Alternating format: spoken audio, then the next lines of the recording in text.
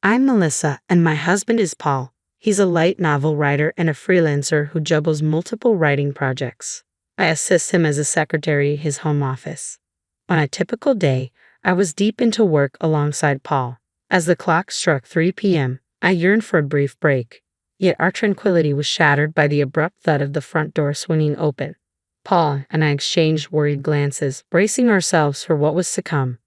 Party time. The living room door swung open with a bang, courtesy of Paul's older sister, Donna.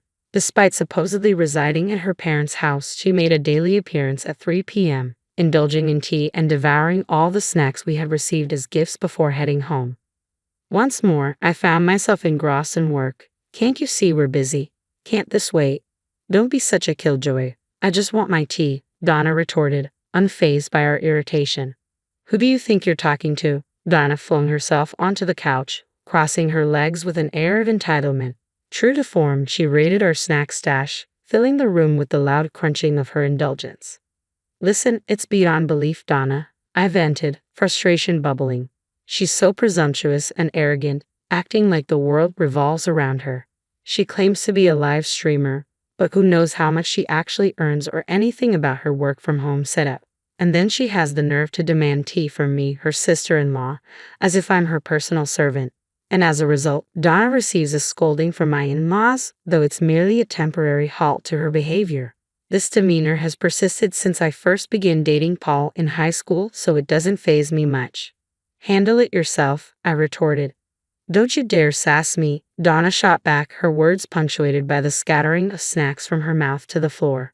You dare talk back to me? You're the newcomer here. You should know your place. As the eldest daughter, I demand respect. If you can't handle it, then maybe you should consider a divorce. I was seething with anger at Donna's remark, but it was Paul who displayed frustration first. That's it. You're being unbearable. Leave. What? Hold on. Paul rose from his seat, seized Donna's arm, and escorted her out, her protests echoing through the room. And if you ever use the spare key we misplaced to barge in here again, I won't be so forgiving. I'll be informing Mom and Dad about this. Enough, Donna, enough fuss, Paul commanded firmly. He reached the front door, where Donna continued her complaints, and secured the chain lock, ensuring she couldn't barge in again. With deliberate clarity, he made sure Donna heard the lock clicking into place. Then Paul swiftly dialed a number on his phone. Dad? Donna's here again. Just a moment. Paul paused to address his father. The persistent knocking on the door echoed throughout the room, but eventually it ceased. It seemed Donna had finally relented and departed. Paul and I breathed a collective sigh of relief. I'm sorry for the trouble. Donna's presence seemed to prompt an apology from me. No need to apologize. Donna's been treating Paul like a servant since she was little. Paul, being gentle and quiet, never pushed back. But ever since we got together and married, he's been learning to stand up for himself, I explained. However, it's been almost 2 years since we married, and her constant visits need addressing. She even showed up uninvited while we had guests recently. Lately, our editor has been dropping by, typically between 3 and 4 p.m. Donna once even tried to flirt with the editor, asking, I'm his sister, what are your hobbies? It was so embarrassing that we've had to arrange for the editor to visit in the mornings instead. Paul prefers to focus on work in the mornings, you see. I heard from your mother-in-law that Donna feels uncomfortable at home. Maybe she's like a hermit there, and her frustration might be directed at us due to her parents nagging. I'm sorry. I should be better at keeping her at a distance. Don't stress about it, I reassured my partner. By the way, don't forget, we're heading to your parents' place to discuss restaurant options for their 60th birthday celebration. We could bring up Donna's situation then, I suggested. Great idea. It's high time we addressed it. I spoke to Dad earlier, and he wasn't aware Donna had taken the spare key. But they do change its hiding spot regularly, don't they? My partner responded. Yeah, Dad recently stashed it in his wallet, which caused a bit of a hiccup, I confirmed. What's the matter? I inquired. It appears that some money went missing along with the key, my partner responded solemnly. What? But she's denying it, so tensions are running high back at home. I expressed concern.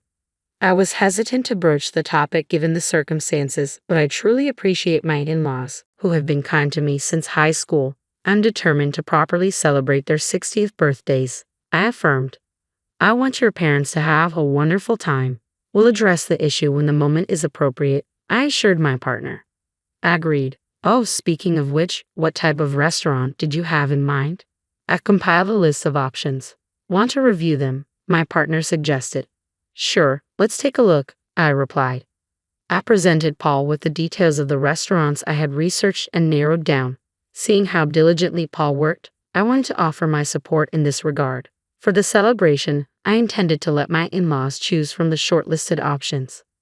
A week later, we buzzed the intercom at my in-laws' house, but there was no response. Strange. They should be home, I remarked. Their car's not here.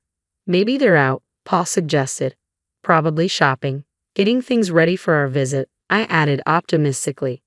Well, let's just go in and wait, Paul decided. Using the spare key, Paul unlocked the front door. As we stepped inside, hurried footsteps sounded from the second floor. Descending with a noisy clatter was Donna. Couldn't you have answered the intercom if you knew we were coming? I scolded. I'm busy, Donna snapped back. Hello, sister-in-law, Donna greeted me curtly, as usual.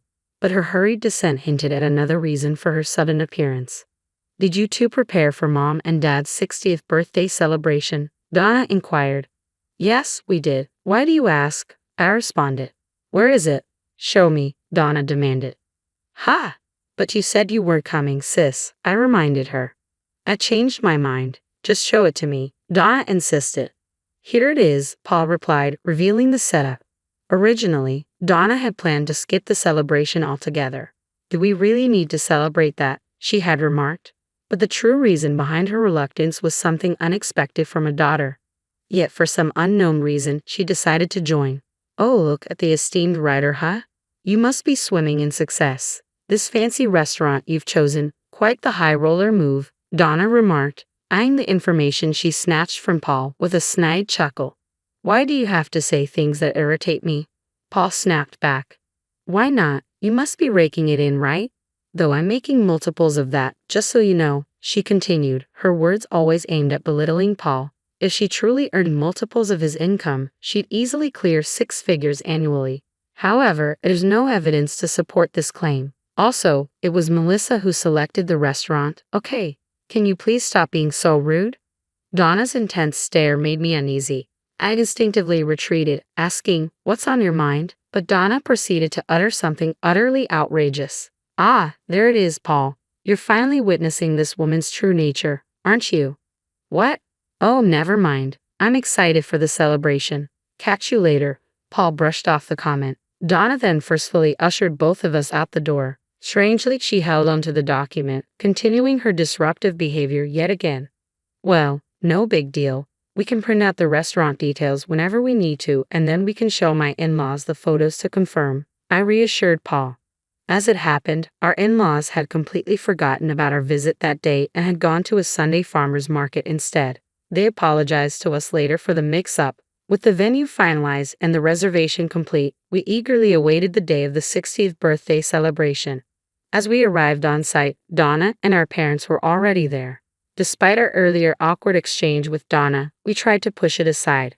However, her smug smile directed at me sparked a sense of unease. Nevertheless, we proceeded into the restaurant. We were led to a private room, exquisitely designed in traditional Japanese style, surpassing the beauty depicted in online photos.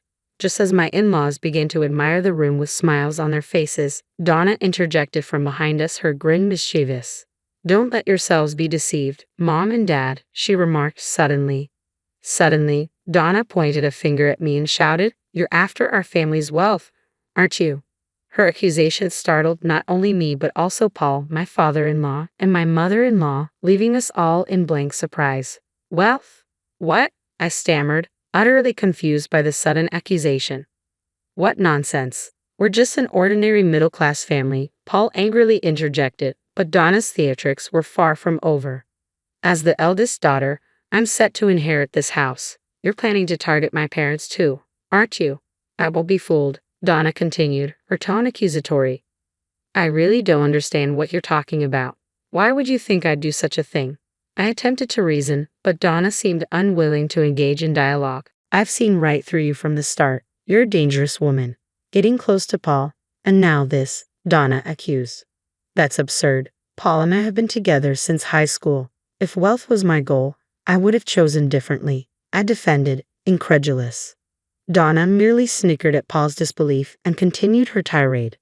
A woman not after money would have picked a more modest restaurant. But look at this lineup. All expensive places, she boasted. Donna thrust some documents she had taken from Paul a few days ago into our hands. What's the point? I asked. Don't you see? This woman believes she can manipulate your wealth however she pleases. Simple-minded men, Donna jeered, bursting into laughter, oblivious to our growing realization of the situation's hopelessness. I won't hand over the family's wealth. Paul, do you see now? This woman's true colors, Donna declared, urging Paul to understand. Having her as family is a nuisance. You two should divorce. Paul, this is an order from your elder sister for the peace and security of our home. You need to divorce her and leave. Stay away from my parents, Donna yelled, advancing towards me aggressively. That's when Paul intervened, stepping between Donna and me. What on earth are you saying? Apologize to Melissa right now. Wait a moment, Dad, Paul interjected. What's this about money? Absurd. Melissa has been helping us organize our 60th birthday celebration, and you should be doing the same. Instead, you're creating unnecessary drama, Paul's father interjected. No, Dad, take a look at this, Donna insisted, flustered as she hurriedly handed the documents to her father. My father-in-law perused the documents. If you look closely, you'll understand. She's chosen outrageously expensive venues. She's draining the wealth of a middle-class family like ours, and all the expenses are falling on you and Mom, right? Am I mistaken? He concluded with a heavy sigh. Paul and I, along with my mother-in-law, were left speechless. Oh, what? Paul's confusion was evident. She's claiming we're footing the bill for the 60th birthday celebration, I clarified. Huh? Donna's eyes widened in surprise. Well, it would be rather odd for the honoree to foot the bill, she reasoned. Wait a moment, so you're insinuating Melissa is still spending Paul's money recklessly? See, I knew it all along, Donna accused. What nonsense is this? Melissa works alongside me and you know my salary supports us both. There's no reason for concern, Paul countered. But, Donna faltered. And what's your take on this, Mom? Donna turned to her mother, hoping for support. My mother-in-law stood there, silently, her head bowed. Exactly, Mom, you understand, right? Donna appealed. Listen, each of these venues holds cherished memories for your father and me, my mother-in-law explained. Donna was stunned. Melissa specifically consulted us about it. She wanted to incorporate our memories into the celebration and choose a menu based on them, my mother-in-law continued. No way, your disrespectful accusations are truly shameful. My mother-in-law's voice quivered with emotion. Tana was finally realizing her misconceptions, but it was too late to amend her errors. A realization that would soon become painfully clear. You've caused enough trouble. You're not welcome here anymore. Go home, Paul's father declared. But Dad, why are you being so harsh? I'm your daughter. You can't just throw me out, Donna protested. But you were planning on not attending in the first place, weren't you? Don't worry about the cancellation fee. I'll cover it, Paul's father replied firmly. Wait, hold on. It seems we've failed in raising you properly. We've indulged you as our daughter. But now we've reached our limit. Leaving is for the best. Don't make decisions without consulting us, Paul's mother added, turning to Donna. I agree. What do you, Paul, and Melissa think? My mother-in-law's smile was unsettling as she spoke cheerfully. Donna looked at us with teary eyes as if pleading for help, but I remembered your sister's advice not to intervene in family matters. No, that was about my parents, I interjected. Ah, I see. Then I'll keep my distance. Please leave, my mother-in-law concluded, her tone final. Sister-in-law, Donna reached out for me, but my father-in-law swiftly intervened, positioning himself between Donna and me. Go home, he commanded, his voice low and stern. Donna glanced at my father-in-law's determined expression, recoiled, and promptly exited the restaurant. Afterward, we celebrated my in-laws' 60th birthdays and savored our meal. Upon returning home, it was apparent that Donna had been sulking. However, my father-in-law reiterated that she should leave. Donna burst into tears and caused a scene, prompting us to contemplate sending her to a rehabilitation facility. I'm not sick, she spat out before disappearing. Rumors circulated that she found a job at a dormitory, but she struggled to maintain it, frequently changing jobs and addresses. Meanwhile, we remained dedicated to our daily grind. Our bond with my in-laws remained strong, and we cherished our time together. While we couldn't help but worry about our sister-in-law's well-being, we had no desire to endure her selfish behavior again.